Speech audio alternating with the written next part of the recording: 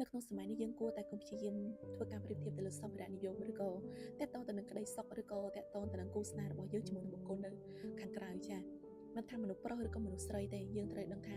រាល់គ្រប់យ៉ាងទាំងអស់គឺមិនថិតថេរទេចា៎អញ្ចឹងនៅពេលដែលយើងបានជួបអ្វីក៏ដោយដែលគេល្អជាងយើងត្រូវដឹងថាវាមិនមែនមានន័យថាគេមិនមានការຕົកទេហើយនៅពេលដែលយើងមានអ្វីដែលមិនល្អដូចគេក៏យើងត្រូវចេះហាមឃាត់ចិត្តខ្លួនឯងចា៎អ្នកទាំងអស់គ្នាដែលធ្លាប់ឆ្លងកាត់នៅអារម្មណ៍ដែលយកខ្លួនឯងទៅប្រៀបធៀបជាមួយនឹងអ្នកដទៃចានឹងយល់ពីអារម្មណ៍ហ្នឹងអញ្ចឹងបើសិនជាយើងធ្លាប់ប្រៀបធៀបអញ្ចឹងយើងគួរតែឈប់ត្រឹមហ្នឹងចាវាអត់ធ្វើឲ្យយើងមានក្តីសុខទេវាធ្វើឲ្យយើងបាត់បង់ធម៌ពលលើខ្លួនឯងហើយធ្វើឲ្យយើងនឹងខ្សោយទៅលើអាកម្លាំងកាយចិត្តនៅពេលណាដែលគេលើសយើងចាប់ផ្ដើមមានអារម្មណ៍ថាចុកខ្សោយតែម្ដងដូច្នេះបើកាលណាយើងផ្ដាច់ពីការប្រៀបធៀបហ្នឹងនោះយើងនឹងទទួលបានធម៌ពលដោយជាខ្លួនឯងចាអញ្ចឹងអ្នកទាំងអស់គ្នាអាចព្យាយា